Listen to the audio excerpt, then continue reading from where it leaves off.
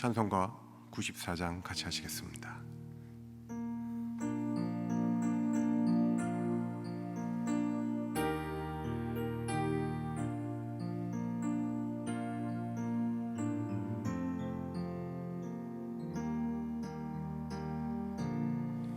주 예수보다 더 귀한 것은 없네. 이 세상 부귀와 바꿀 수 없네.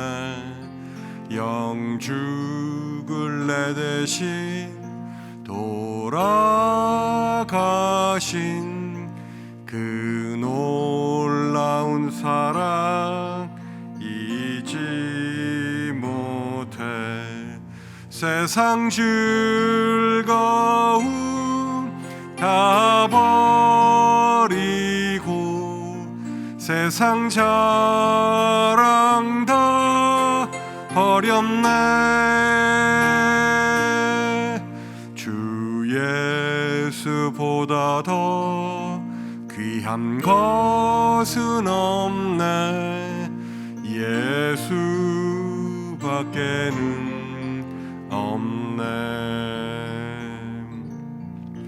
주 예수보다 더 귀한 것은 없네.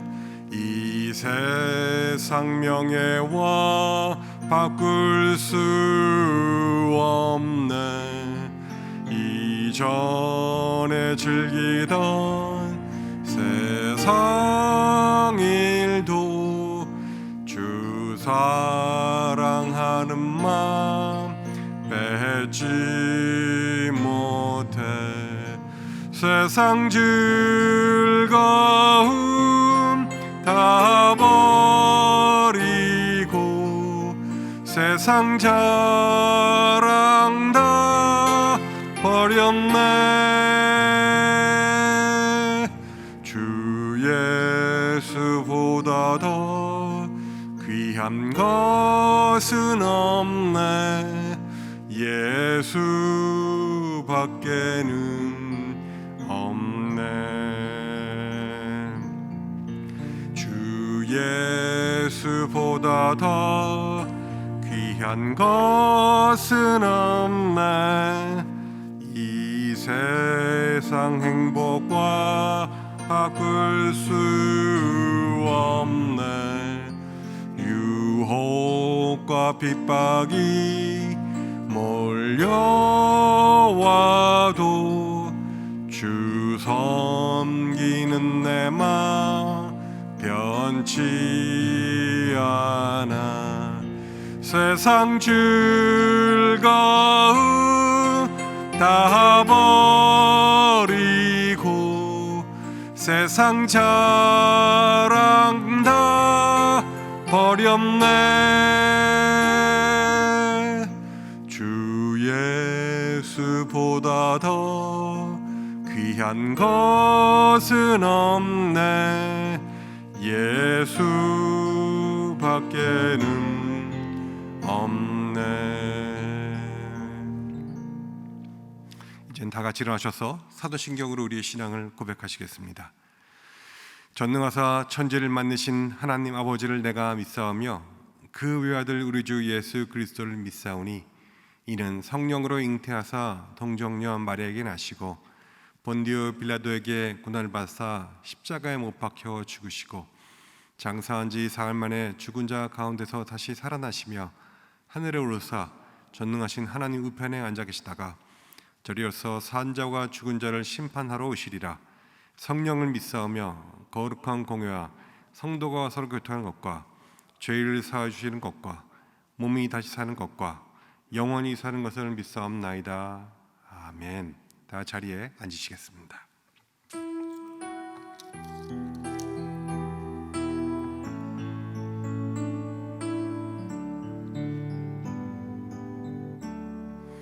주님의 시간에 아름답게 모든 것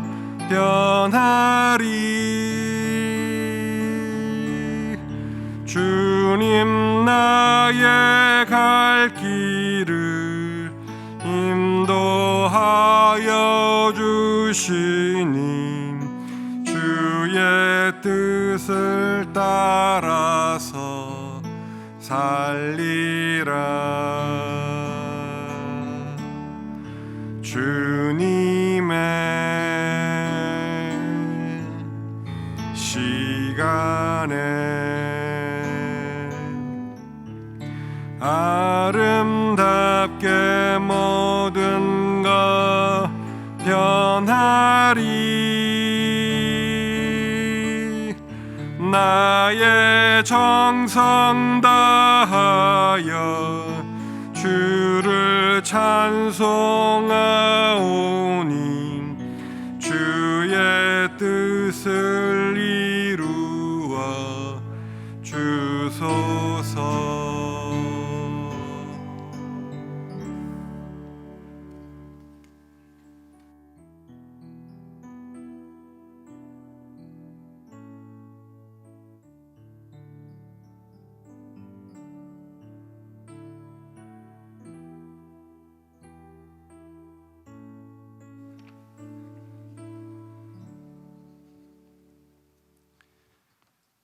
언제나 우리와 함께 하시고 살아계신 주님을 찬양하며 경배를 드립니다. 사순절 세 번째 주일을 맞아 예배의 자리로 인도하여 주심을 또한 감사드립니다. 모든 성도가 한자리에 모이지 못하는 상황이지만 온라인으로 예배드리는 각 가정에도 동일한 은혜로 함께하여 주시옵소서. 주님께서 서로 사랑하고 용서하며 베풀고 나누며 살라고 말씀을 하셨지만 그렇게 하지 못한 이기적인 삶을 살았음을 이 시간 회개합니다. 세상 사람들의 교회를 향한 왜곡된 시선과 불신과 조소와 외면, 이 또한 우리 믿는 자들의 부족함과 허물과 교만함 때문임을 고백하며 깊이 회개합니다. 자비하신 하나님께서 각자의 삶 가운데 성령이여 충만하게 임하셔서 우리 안에 가득한 죄들을 회개하게 하시고 그리스도 십자가 보혈로 정결케 되는 은총을 베풀어 주시옵소서. 우리를 강팍하게 만드는 근심과 냉소와 의심과 무기력의 영이 떠나가게 하시고 영적 게으름과 영적 침체가 깨어지게 하옵소서. 우리 각자의 마음에 주를 향한 갈망과 열망을 부어주셔서 하나님의 은혜 가운데 메마른 뼈와 같은 심령이 치유되고 회복되고 살아나는 역사가 있게 하여 주시옵소서. 사랑의 하나님 아버지, 코로나 팬데믹으로 인하여 혼란스럽고 어두운 시기를 지나고 있습니다. 육신과 마음의 질병으로 고통받고 있는 이들에겐 치유와 회복의 은총을 베풀어 주시옵시고 파산 직전까지 몰린 사업체들과 재정적으로 고통받고 있는 모든 이들이 속히 이 위기를 벗어날 수 있기를 간구하오니 긍휼을 베풀어 주시옵소서. 주님이 핏값으로 세우신 우리 남가 주님의 교회가 말씀의 반석 위에 든든히 세워져 하나님께서 기뻐하시는 교회가 되기 원합니다. 모든 성도가 어떤 상황에서도 주눅들거나 움츠러들지 않게 하시고 늘 깨어 기도하고 말씀으로 주 안에 하나 되어 주님이 기뻐하시고 바라시는 새 일을 행하며 빛과 소금의 역할을 능력 있게 감당하는 복된 교회, 그리고 저희 모두가 되게 하여 주시옵소서. 힘든 시기 속에 세상 곳곳에서 복음을 전하는 선교사들과 그 가정을 지켜주옵시고 그들의 필요를 채워주시길 간구합니다. 또한 초유의 기상이변으로 인하여 피해와 어려움을 겪고 있는 교회와 피해자들에게 많은 기도와 도움의 손길들을 모아 다시 일어설 수 있도록 도와주시옵소서. 담임에 세우신 담임 목사님께서 말씀 증거하실 때 선포되어진 그 말씀을 통하여 위로받고 힘을 얻는 귀한 시간이 되도록 인도하여 주시옵소서. 이 시간 온 마음과 성성을 다하여 예배드리오니 성령님이 함께하여 주시고 주님만이 홀로 영광 받으시옵소서. 죽기까지 우리를 사랑하신 예수 그리스도의 이름으로 기도드리옵나이다. 아멘.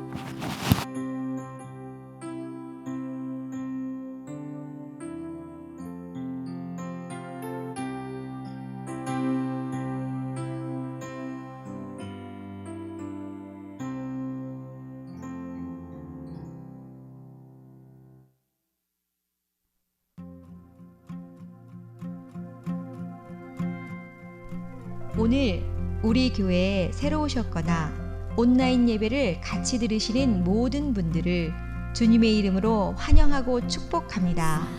이곳은 보라, 내가 새 일을 행하리라는 말씀으로 나아가는 남가주 주님의 교회입니다. 오늘은 사순절 세 번째 주일입니다.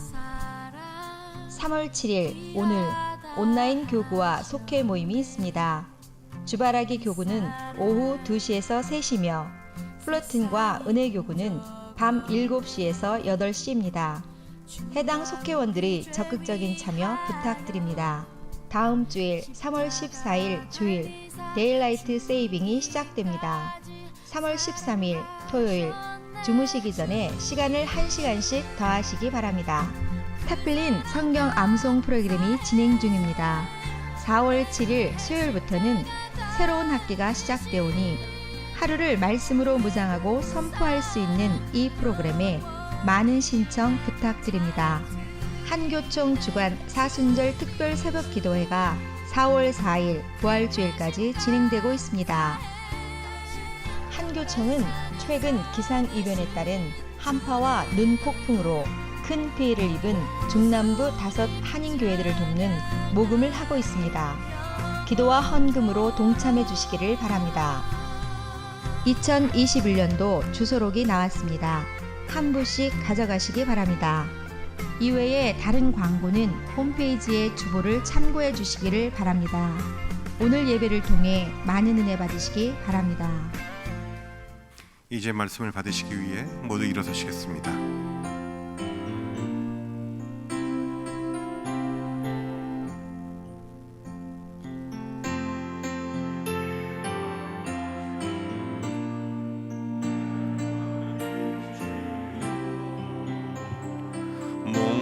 목마른 사막길에서 샘물과 같도다. 하늘의 깊은 지혜를 깨닫게 하시고 주 말씀 밝히 알도록 늘 도와주소서.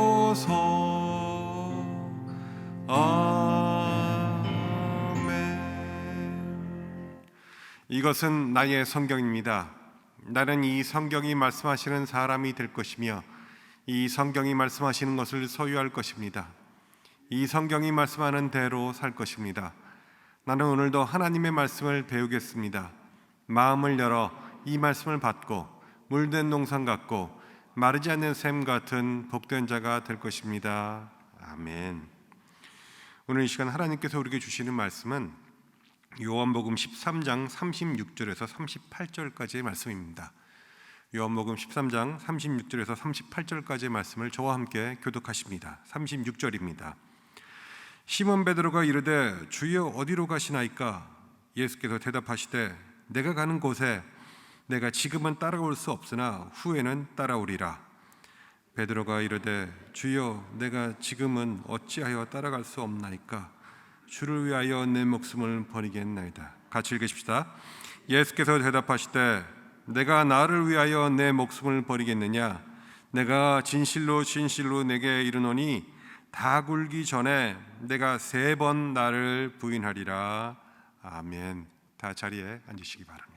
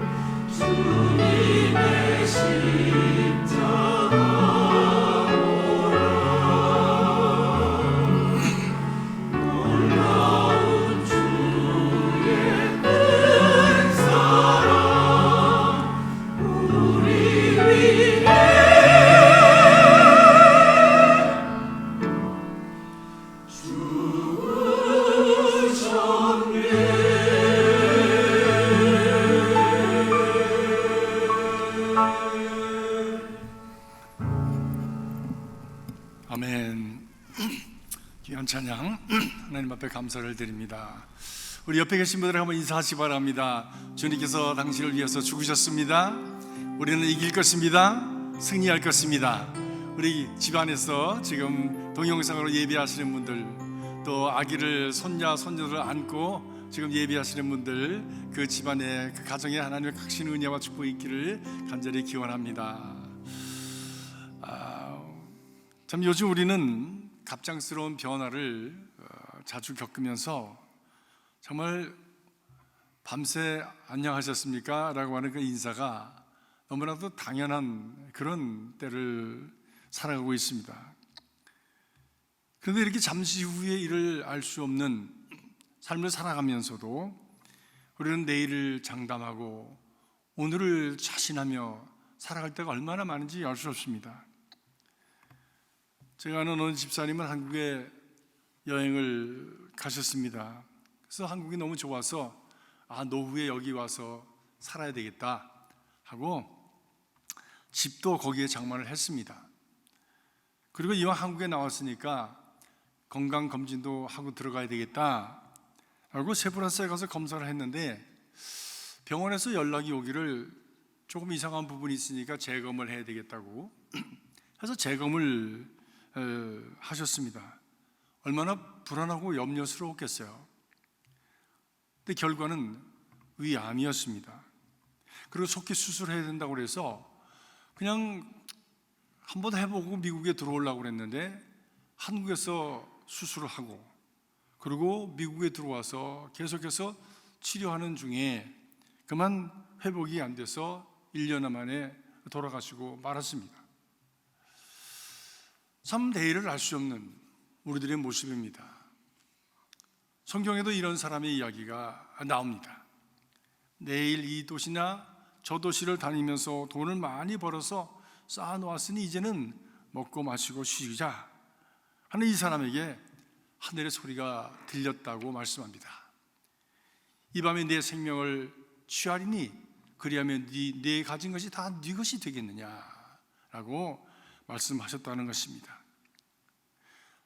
잠시 후에 바로 낭떠러지가 있는 것도 모르고 희희낙낙 휘파람을 불면서 걸어가다가 그만 낭떠러지에 떨어져서 죽음의 길을 가는 인생들이 얼마나 많은지 모릅니다. 오늘 본문의 베드로도 그랬습니다.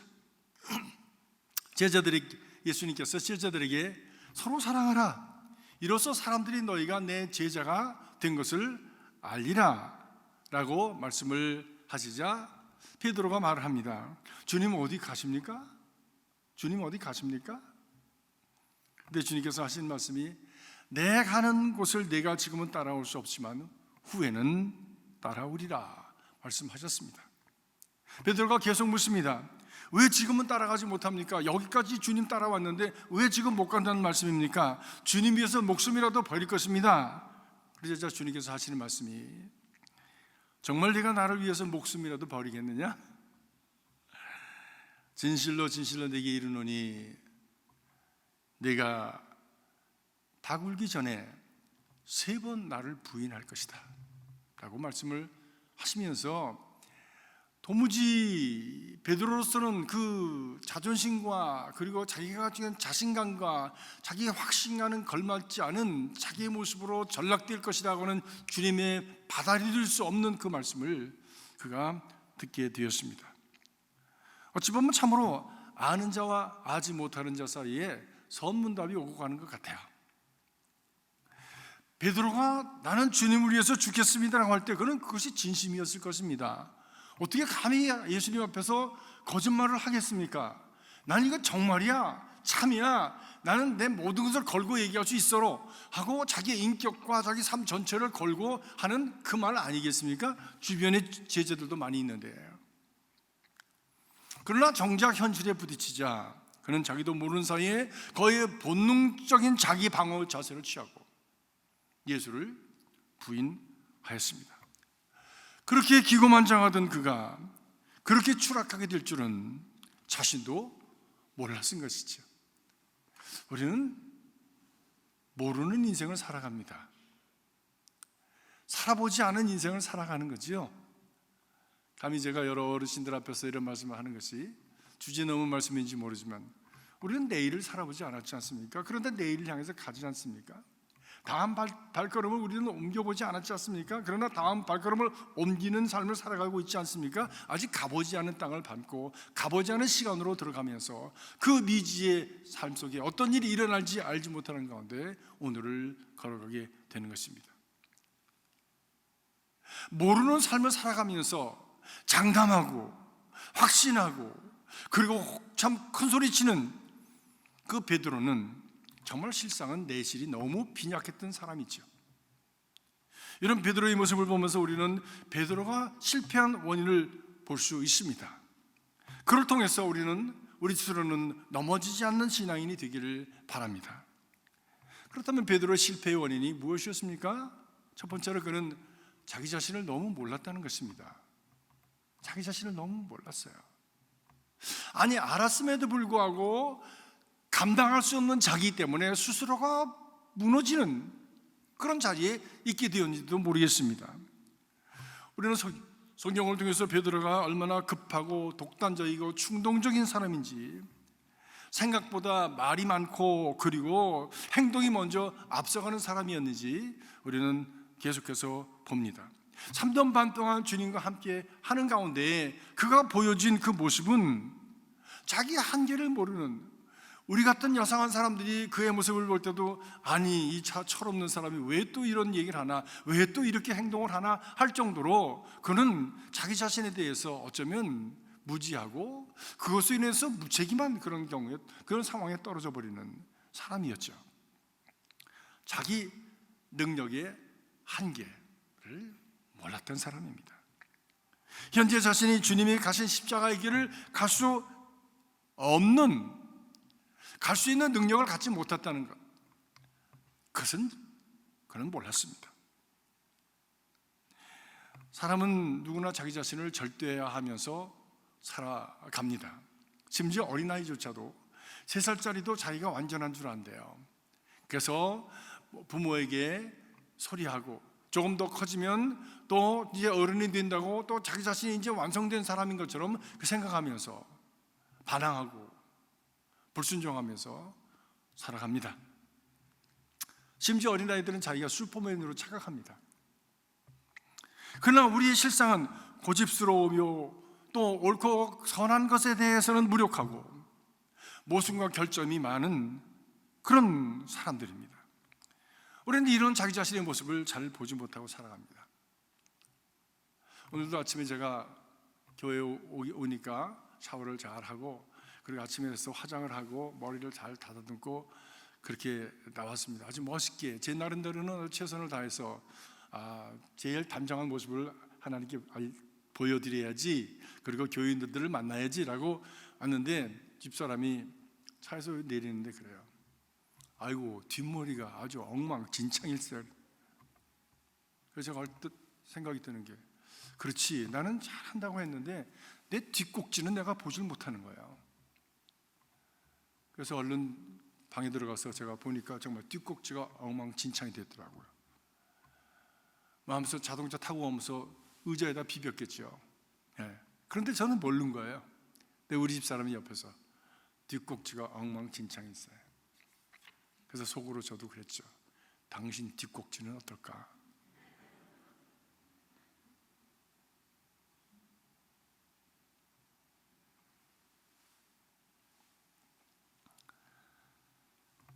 누군가가 우리를 봐줘야 합니다. 근데 욕심과 탐욕으로 보는 것이 아니라, 자기 중심으로 보는 것이 아니라 정말 우리 스스로가 우리 자신을 절대화하는 것처럼 그 절대적인 그가 우리를 보아주시고 그 거울에 자신을 비춰 볼 수 있다면 우리는 바른 길, 의로운 길, 복된 길을 갈 수 있을 것입니다. 그것을 받아들일 때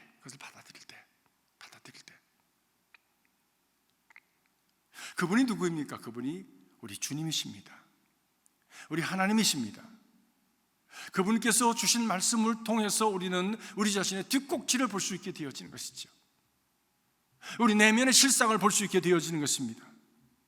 그것을 보지 못하고 깨닫지 못하고 계속해서 베드로처럼 호언장담하고 그리고 자기가 완전한 줄 알고 살아가게 될 때에 우리는 그만 베드로처럼 인생이 실패하는 실패자가 되고 마는 것이죠. 18세기 불란서 혁명 때에 바스티유 감옥에 수많은 왕족들과 그리고 귀족들이 갇혔답니다. 그리고 그들은 결국엔 단두대 이슬로 다 사라졌습니다. 그런데 그 죽음을 앞둔 그들이 갇혔던 감옥의 그 감옥 벽에는 그 왕족들이, 귀족들이 그 벽에 자기의 손톱으로 피가 날 정도로 긁어서 새겨놓은 글자가 있었답니다. 그 글자는 바로 nothing, 허무라고 하는 글자였답니다. 여기가 끝이야? 지금까지 누렸던 것, 가졌던 것, 내 것이라고 여겼던 이 모든 것이 그러면 다 날아가 버리고 아무것도 없네. 인생이 너무 공허한 거야. Nothing. 그들의 부귀도 재물도 영광도 생명도 비참하게 떨어져서 일장춘몽처럼 허무 가운데 사라져 갔을 때 그 모든 것을 다 뺏기고 죽음을 앞둔 그런 저들의 눈앞에 보여진 저들 자기 자신의 삶의 실상은 nothing, 허무였다고 하는 것입니다. 자신들이 가진 마음 외적인 화려함으로 옷을 입고 그것이 그 옷이 자기인 줄 착각하면서 살아갔던, 그리고 그 옷을 자기의 위상을 삼아서 거드름을 피면서 살아갔던 그 인생이 얼마나 허무한 것이었는지, 얼마나 어리석은 것이었는지를 그들이 보고 nothing이라고 적었다는 것이지요. 하나님이 없는 인생은 그 결과가 고아를 막론하고 불쌍하고 허무할 뿐입니다. 성경은 이런 인생을 바람에 나는 겨와 같도다 라고 말씀합니다. 그러나 하나님 안에서 자신의 한계와 약함을 깨달은 사람은 지혜로운 인생을 살아가게 됩니다. 자기의 연약함과 자기의 부족함과 자기의 참 모자란 것을 인정하고, 그리고 참으로 인정하고 붙들어야 될 자가 누구인지를 깨달아 알게 되면서 하나님의 지혜를 나의 지혜로 삼고, 하나님이 주신 그 목적을 나의 목적으로 삼고, 하나님의 능력을 나의 능력으로 삼고 살아가면서 그 내실이 채워지고 허무한 쭉정이 같은 인생이 아니라 알곡 같은 인생으로 자라나게 되어지는 것입니다. 그 은혜로 말미암아 참으로 복된 인생이 되어지는 것입니다. 죽어도 후회 없는 nothing이 아니라 something, somewhere, 바로 그것을 향해서 갈 수 있는 인생이 되어질 수 있는 것입니다. 그런데 때로 하나님께서는 그 자녀들을 사랑하시기 때문에 고난을 통해서 우리의 한계와 그리고 약함을 깨닫게 하십니다. 우리가 지금 겪고 있는 이 코로나 팬데믹도 그런 면에서 의미를 찾을 수가 있습니다. 우리는 하나님께서 지금 이 코로나 팬데믹을 통해서 우리에게 무엇을 말씀하시려고 하시는가 라고 하는 것에 귀를 기울여야 합니다. 왜 이래? 언제까지 갈 거야? 이런 마음이 다 우리에게 들지만 그것을 넘어서 지금 하나님께서 이것을 통해서 우리에게 이루고자 하시는 그 목적은 무엇일까? 나에게 무엇을 벗겨내고 무엇을 버리라고 하시고 내 안에 무엇을 채우려고 하시는 것인가? 라고 하는 질문을 가지고 지금 오늘의 시간들을 우리가 지내가야 할 줄로 믿습니다. 이스라엘이 남북으로 나눈 후에 남한국 유다에 선한 왕은 히스기야 왕이라고 했습니다. 근데 그분은 참 그분의 아들이 있었는데 그 아들은 아주 악한 왕이었어요. 부자지간이었는데 어떻게 그렇게 두 사람이 달랐는지 몰라요. 하나는 선한 왕, 하나는 악한 왕. 므낫세는 12살에 등극을 해가지고 55년 동안 통치하면서 온갖 악행을 다 저질러서 망국의 원인이 되었습니다. 결국 만년에 바벨론의 포로가 되어지고 고생 끝에 마음이 겸손해지면서 고생 끝에 자기에게 있었던 모든 권력과 그리고 영광스러운 그 모든 것이 다 옷 벗겨지듯이 다 벗겨진 후에야 그는 역대하 33장 13절에 보니까 여호와께서 하나님이신 줄 알았더라 라고 말씀합니다. 자신에 대해 무지로 살아가는 사람들은 많은 실수와 상처와 결국 허무한 인생으로 인생을 결론 짓게 됩니다. 두 번째로 베드로가 몰랐던 것이 무엇입니까? 베드로는 그런 자기 자신을 위해서 영적 필요가 있다고 하는 것을 몰랐습니다. 베드로는 자기 자신의 능력을 과신한 나머지 하나님에 대한 긴박감이 없었어요. 머리로 전통적으로 관습적으로는 알았지요. 왜? 유대 사회라고 하는 것이 종교적인 사회 아닙니까? 유대교 사회 아닙니까? 일어나면 눈 뜨면 기도하고 하나님의 말씀을 암송하고 하는 그런 사람들이었지요. 그러나 그것은 관습이었지 정말 내면의 깊은 속에 영적인 목마름이 없었다는 것이죠.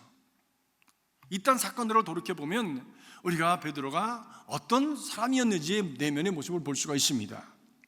주님께서 이제 죽음의 자리를 앞두고 그리고 겟세마네 동산에 오르셔서 이제 내가 죽게 되었다, 정말 내 가슴이 답답하다, 안타깝다, 죽을 것 같다, 그러니 너희도 같이 올라가서 나랑 같이 기도하자 라고 하시고 겟세마네 동산에 오르셔서 너희들은 여기 앉아서 기도해라, 난 조금 저기 가서 기도할게 라고 말씀하시고 기도하기를 부탁을 하셨습니다.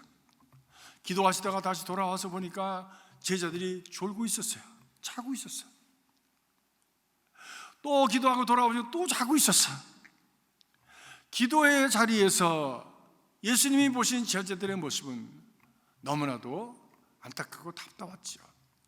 너희가 나를 위해서 한시도 깨어 기도할 수 없더냐? 이것을 다른 말로 얘기하면 어떻게 이럴 수가 있어? 라는 말이죠. 나는 지금 죽을 것 같은데 어떻게 너희들은 편안하게 잠자고 있을 수가 있어? 라고 하는 말씀이죠. 세상이 이렇게 뒤집어져서 사람들이 교회에 대한 그런 어떤 기대를 가지고 소망을 가지고 이럴 때 교회는 무엇을 할 것인가, 이럴 때 성도들은, 교인들은 어떻게 사는가 라고 하는 것을 보자 라고 하는 그런 상황 속에 우리가 살아가고 있는데 어떻게 잠자고 있을 수가 있어? 어떻게 이렇게 무력하게 흘러가 버릴 수가 있어? 우리와 당신들과 차이가 뭐야? 라고 하는 상황 속에 떨어진다고 하는 거 아닙니까? 기도해달라고 주님께서 제자들에게 부탁하셨어요. 그렇게 한 번도 아니고 세 번씩이나 말씀하심에도 불구하고 무관심과 무기력과 연약함으로 그들은 기도의 자리에 있지 못했습니다. 아니, 예수님 옆에 있었죠. 기도하는 예수님 옆에 계셨지만 자기 자신은 기도하지 않았습니다. 아니, 기도하지 않은 게 아니라 기도하지 못했습니다. 왜?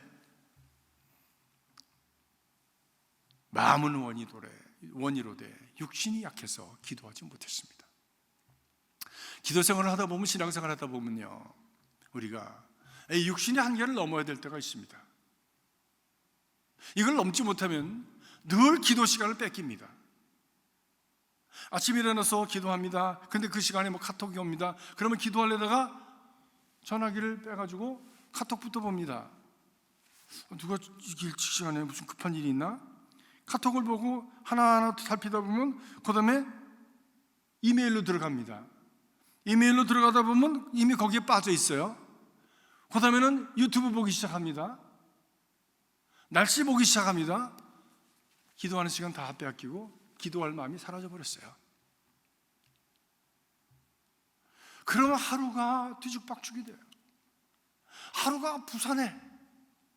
근데 말씀과 기도로 시작한 하루는 뭔가 나는 대단한 일을 하지 않았지만 삶이 정리가 되고 그 안에 뭔가 뿌듯한 그런 채워짐이 있습니다. 은혜로 채워짐이죠. 사랑하는 성도들은 우리가 팬데믹을 만나면서 정말 어려운 시간을 지낸다고 말씀을 합니다. 맞습니다. 그런데 기도할 시간은 더 많아지지 않았습니까? 성경 볼 시간은 사실 더 많아지지 않았습니까?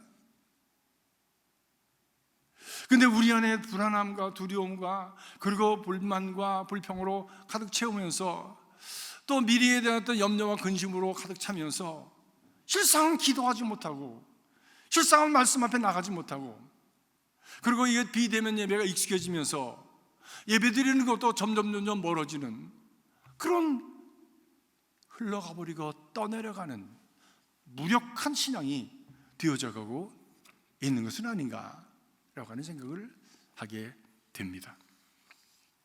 결국 영적으로 준비되지 않은 베드로 제자들, 시험이 오자 그렇게 장담하던 그가 무력하게 주랭랑을 놓고 결국은 예수님을 부인하는 낙오자의 자리에 떨어지게 됩니다. 그때 주님께서 베드로를 향해서 말씀하십니다. 시몬아, 시몬아, 봐라. 사단이 밀가부로도 하려고 너를 내게 요청하였으나 내가 네 믿음이 떨어지지 않도록 기도하였나니 너는 돌이킨 후에 내 형제들을 굳게 하라 말씀합니다. 다시 말하면 사단도 베드로가 충동적이고 큰 소리만 치는 내실이 없는 사람인 것을 알았다고 하는 것이에요. 영적인 존재이기 때문에 사람이 사람을 보는 것보다 사단이 사람을 보는 것을 더 잘 봅니다. 사단이 예수도 알고 바울도 알지만 너는 누구냐?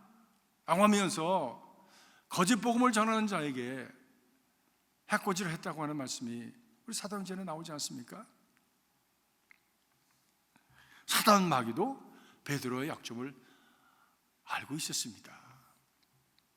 여러분, 사단 마귀가 여러분을 알고 있습니다. 저를 알고 있습니다. 예수님도 베드로를 알고 계셨어요.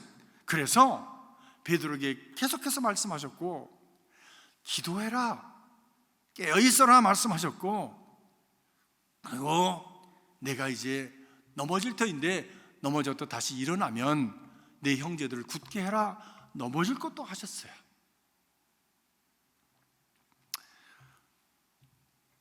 주님은 지금도 그의 사랑하는 여러분과 저를 위해서 말씀하십니다. 기도해라, 기도해라. This is a time for prayer. 기도의 시간이다, 기도의 때다라고 말씀합니다. 그리고 영적으로 약한 베드로에게 기도하라고 말씀하신 그 말씀을 우리가 오늘 받을 수 있길 주님의 이름으로 축복합니다.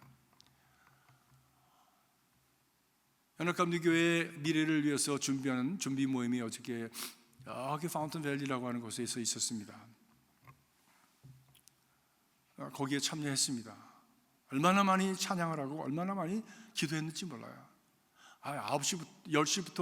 9시부터는 그 주된 멤버들이 모이고 10시부터 이제 우리 일반 멤버들이 모이는데 1시간을 찬양을 하더라고.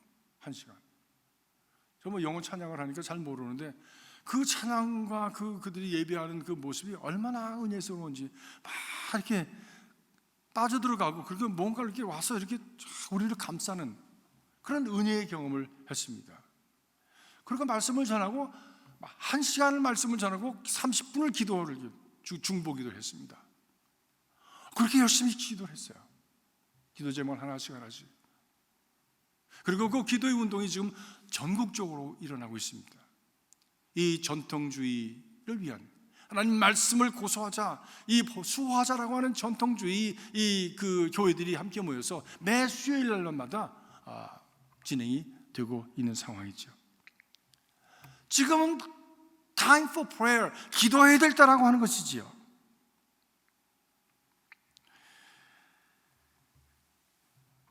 마귀가 베드로의 약점을 알았고, 그리고 사단이 너를 밀가부로도 하려고 내게 요청을 하였다고 하는 말씀이 무슨 의미일까? 라고 하는 것을 묵상해 볼 때, 만약에 가룟 유다에게서 마귀가 성공하지 못했다면 그 다음 캔디데이트는 베드로였을 거예요.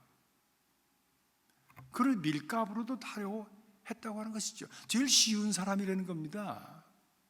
사단이 이용해 먹기 제일 쉬운 사람이었다는 거예요. 물론 이것은 성경에 나오지 않습니다. 다음 캔디데이트는 너야, 이 말씀은 성경에 나오지 않지만 제가 이 말씀을 해석할 때 그렇단 말씀이죠. 그래서 예수님도 그가 시험에 들 것과 그의 돌이킬 것을 아셨고, 그래서 그를 보호하시기 위해서 내가 기도했다.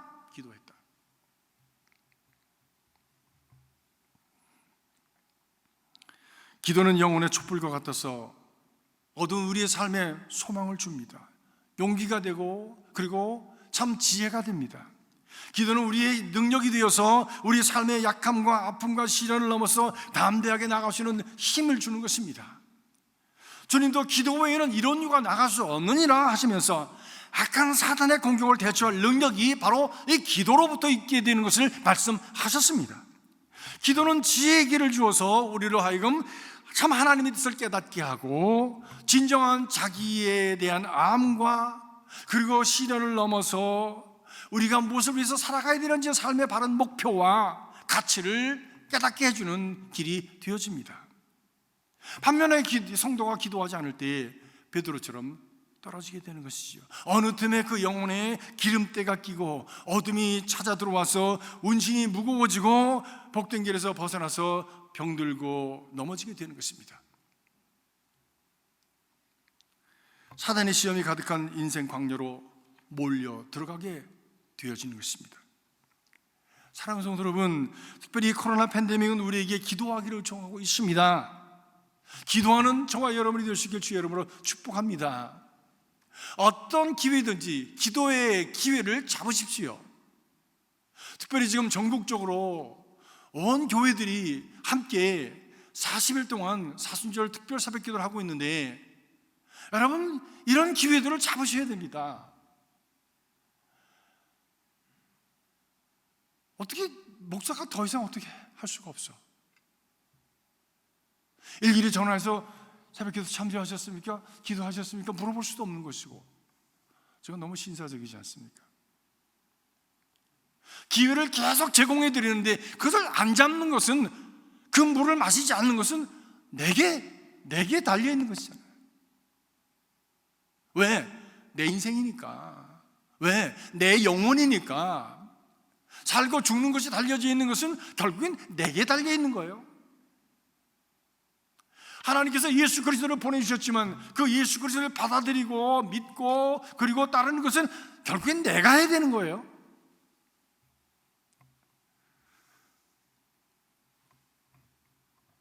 우리 육신적인 생활이 있었으나 영적인 생활이 있었으나 공짜는 없습니다. 공짜는 없습니다. 공짜는 없습니다. 여러분들이 여러분의 마음과 뜻과 정성과 그리고 삶을 투자하셔야 합니다. 그것 없이 거두는 것은 없다는 말씀이지요.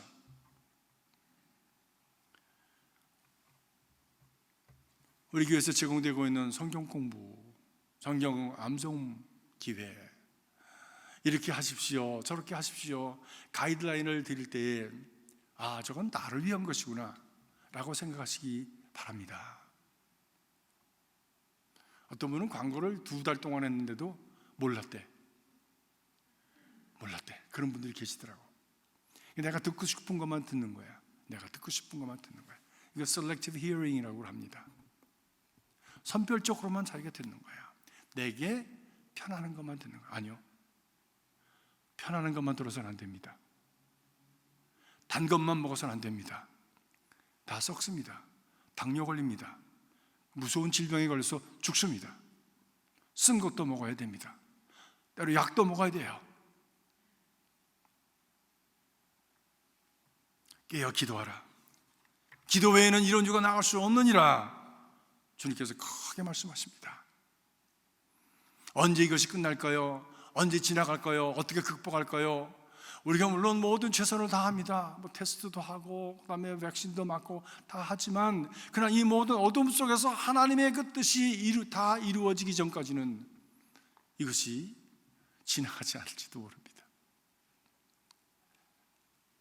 아버지 뜻이 하늘에서 이루어진 것처럼 이 땅에서도 이루어지게 하기 위해서, 그 시간을 앞당기기 위해서 우리는 우리 자신이 하나님께로 돌아가고 하나님 앞에 무릎을 꿇고 기도하고 그리고 주님의 뜻을 같이 튜닝을 해서 같이 얼라이먼트를 해서 함께 가는 그 발걸음을 마칭하게 될 때, 그것을 맞춰서 발걸음을 맞춰서 나아가게 될 때 하나님께서 그 시간을 앞당겨서 열어 주실 것을 믿습니다.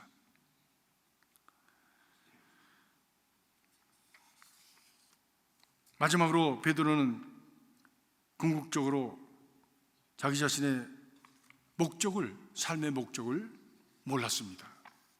궁극적인 인생의 목적을 우리는 사명이라고 이야기할 수가 있습니다. 사람은 자신이 무엇을 위해서 살아가는지에 대한 분명한 목적의식을 가질 때에 우리가 책임도 가질 수가 있고, 그리고 반듯하게 서서 흔들리지 않는, 좌우로 흔들리지 않는 삶을 살아갈 수가 있습니다. 삶의 좌표가 분명하기 때문입니다. 예수님께서 제자들을 부르신 목적을 마가복음 3장 14절에 말씀하기를 함께 있게 하시고 보내어 전도도 하게 하려 하심이라고 말씀하셨어요. 다시 말하면 이것은 교회의 목적이기도 합니다. 다른 말씀으로 많이 드릴 수가 있지만 근본적으로 하나님께서 우리를 부르신 이유는 주님과 함께 있게 하시기 위해서. 여러분 지금 주님과 함께 하고 계십니까? 아니면 주님은 옆에 계신데 주님과 관계없이, 주님은 기도하고 계신데 나는 관계없이 자고 있는가? 그리고 그것으로부터 능력을 얻어서 바로 주님과 함께함으로 말미암아 교제함으로 말미암아 주시는 은혜와 능력을 덧입어서 전도도 하게 하려 하심이라. 전하고 나누고 베풀고 선교하는 일을 위해서 이 교회가 존재하는 것이라고 하는 것이지요. 성도들이 존재하는 것이라고 하는 것이지요. 곧 이 세상의 바다에서 고기를 잡아서 먹고 사는 것으로 끝나버릴 인생을 주님께서는 사람을 낚는 어부가 되게 하시겠다고 하는 목적으로 저들 부르신 것이죠. 우리에게 주어진 모든 삶의 시간과 그리고 상황은 바로 이 목적을 이루기 위해서 집중되어야 하는 것입니다. 적어도 우리가 예수를 따르는 사람들이라면. 그러나 베드로는 그 의도를 몰랐습니다. 그 목적을 몰랐습니다. 그래서 오늘 말씀대로 내가 지금은 따라올 수 없는 인생이다, 낙오된 인생이 될 수밖에 없다, 내가 낙오돼서 넘어질 것이다, 넘어지게 되는 것이죠. 결국 배신의 자리에 떨어졌습니다. 그런데 베드로가 언제 주를 진정으로 따르는 자가 되었습니까? 자기 자신의 무지와 턱없이 약한 자기 한계를 자기 스스로가 눈으로 보고 경험하면서 깨닫고 통곡하고 회개할 때 회복이 시작되었습니다. 그리고 갈릴리 바닷가에 부끄러워서 죄스러워서 낙탕에 있었던 그곳을 찾아오신 주님을 만나고 다시 만나고, 그리고 내 양을 치라고 하는 주님의 사명을 확인하고, 그럼에도 불구하고 여전히 감당할 수 없는 그를 주님께서 오순절 다락방에서 성령으로 기름 부으셔서 능력을 힘입을 때에 베드로는 진정으로 주를 따를 수 있게 되었습니다. 예수를 따른다고 하는 것은 모든 믿는 사람들에게 주어진 분명한 목적이 있음입니다. 그 목적은 무엇입니까? 사명입니다. 내가 먹든지 마시든지 살든지 죽든지, 내가 병들었든지 건강하든지, 내가 부여에 처하든지 가난에 처하든지, 어떤 상황 속에서든지 흔들리지 않는 삶의 좌표, 그것은 사명입니다. 조금 힘들면 피해가고, 조금 힘들면 이리 도망가고, 조금 힘들면 저리 도망가는 그런 비겁한 인생이 아니라 내게 주어진 사명을 위해서 나는 여기서 살다가 죽습니다. 죽으면 하나의 미랄이 땅에 떨어져 썩어 죽었기에 하나님께서 내가 사라진 후에라도 30배, 60배, 100배 열매를 맺게 하실 것을 믿습니다 라고 자신의 삶을 감히 여기에 심을 수 있는 사람, 그 사람이 사명이니요, 그 사람이 주님을 따르는 사람이요, 주님은 그런 사람을 만들어 가시기를 원하시는 것입니다. 그런 삶을 위해서 난 여기 존재하는 것이고, 주님께서 나를 부르신 것이고, 이 땅에 두신 거라는 것이지요. 그런데 이것이 나의 의지와 나의 힘과 내 능력으로만 되지는, 재간으로만 되지 않는다는 데 우리 한계가 있습니다. 이것은 궁극적으로 성령의 인치심을 받아서 예수를 인격적으로 만나고, 그리고 예수를 정말 붙들 때에 주어지는 하나님의 은혜요 축복인 것입니다. 베드로가 몰랐던 것들은 우리 인생이 반드시 붙들어야 될 삶의 에센스입니다. 이 에센스를 놓치면 우리는 nothing, 공허한 인생이 될 수밖에 없습니다. 이것은 하나님 안에서 자기를 아는 것이요, 나는 하나님의 도우심이 필요한 존재라고 하는 것을 깨닫는 것이요, 성령의 인치심을 받는 그런 인생 되어지는 것입니다. 성령께서 우리를 도와주셔서 이 에센스를 꼭 붙들고, 그리고 인생을 살아낸 후에 정말 하나님의 은혜로 살았습니다. 감사합니다. 후회 없는 인생 되시길 주의 이름으로 축복합니다. 기도하겠습니다.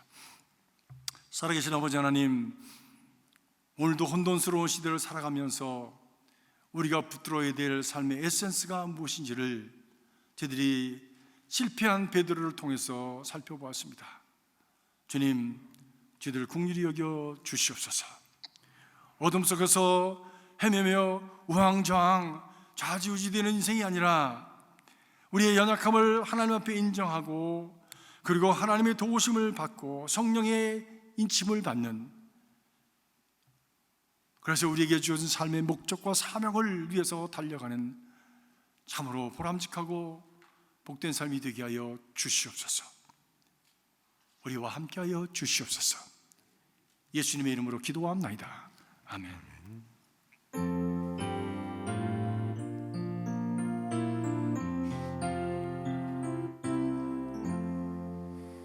내 갈 길 멀고 밤은 깊은데 빛 되신 주, 저 본향 집을 향해 가는 길 비추소서. 날 가는 길 달지 못하나 한 걸음씩 늘 인도하소서. 3절 하십니다. 이전에 나를 인도하신 주, 장래에도 내 앞에 험한 줄령 만날 때에 도우소서. 밤 지나고 저 밝은 아침에 기쁨으로 내 주를 만나리. 아멘. 이제 모두 일어나셔서 찬양하시겠습니다.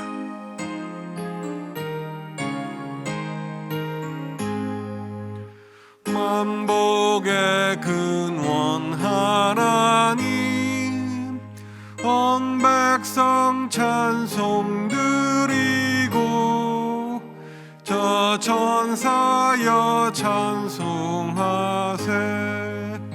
찬송 성부 성자 성령. 아멘.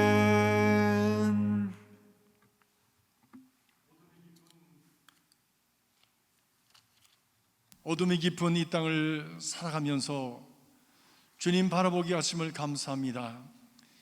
우리의 새벽별 되시는 주님을 바라봅니다.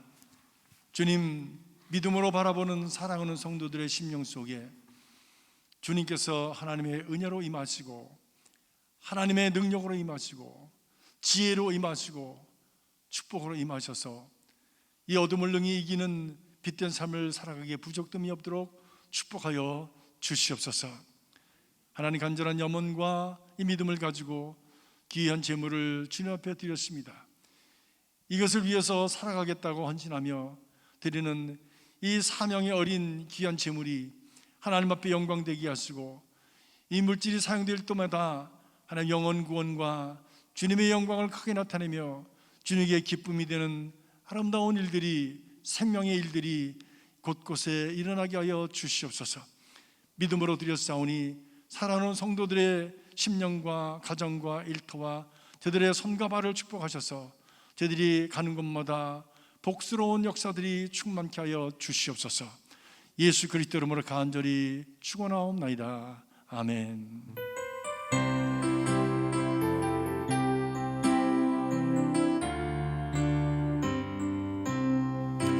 예수를 나의 구주 삼고 성령과 피로써 거듭나니 이 세상에서 내 영혼이 하늘의 영광 누리도다. 이것이 나의 간증이요 이것이 나의 찬송일세. 나 사는 동안 끊임없이 구주를 찬송하리로다. 온전히 주께 맡겠네요. 사랑의 음성을 듣는 중에 천사들 왕래하는 것과 하늘의 영광 보리로다. 이것이 나의 간증이요 이것이 나의 찬송일세. 나 사는 동안 끊임없이 구주를 찬송하리로다. 주 안에 기쁨 누림으로 마음의 풍랑이 잔잔하니 세상과 나는 간 곳 없고 구속한 주만 보이도다.